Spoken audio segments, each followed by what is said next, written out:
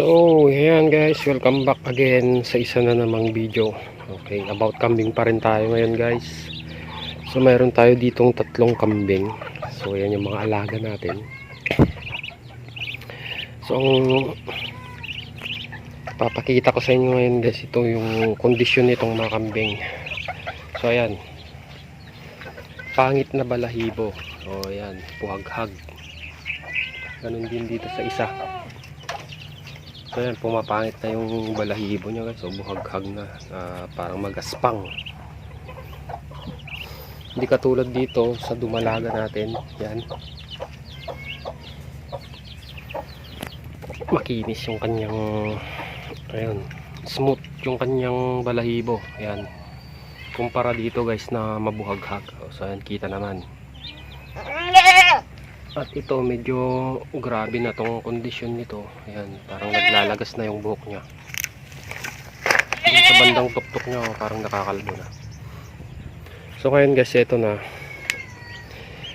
Magtuturok na tayo ngayon ng DCM dito sa ating mga alagang kambing. Pagka ganyang nakita nyong pangit na yung balahibo guys, turukan na agad natin ng DCM. So ito yung gamit ko guys na DCM. So ayan, na binili ko ng nasalagang ano lang to, 300 plus. Hindi ko na maalala kung magkano.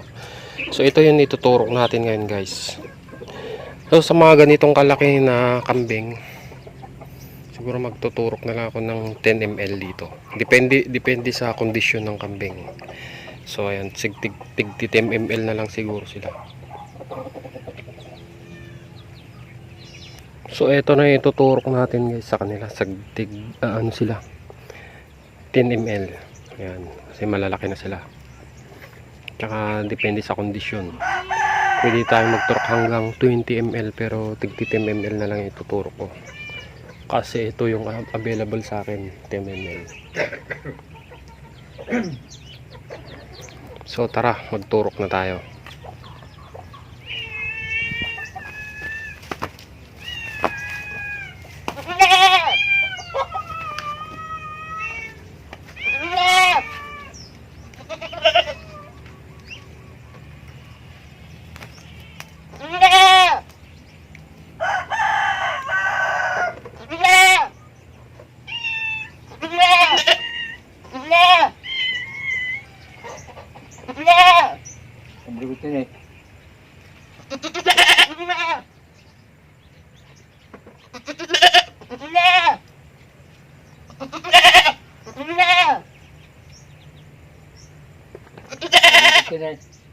Indiksyon.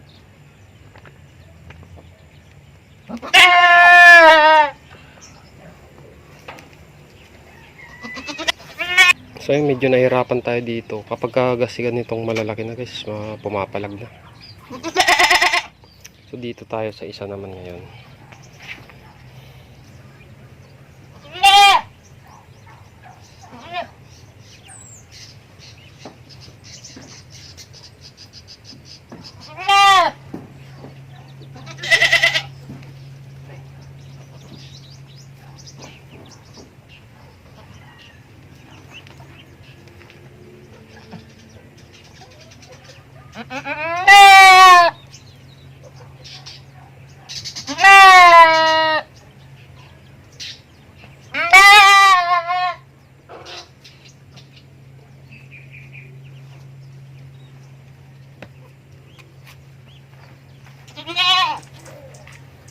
Ayun, natapos natin ang pagtuturok ng DCM.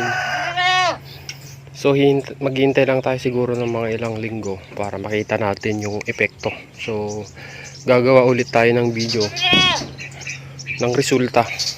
So, makikita natin yung pagbabago dun sa kanilang mga balahibo. So ayun nga guys, hanggang dito yung video natin. Abangan nyo na lang yung susunod na video at thanks for watching. Thanks for the support. Don't forget to subscribe. See you next video.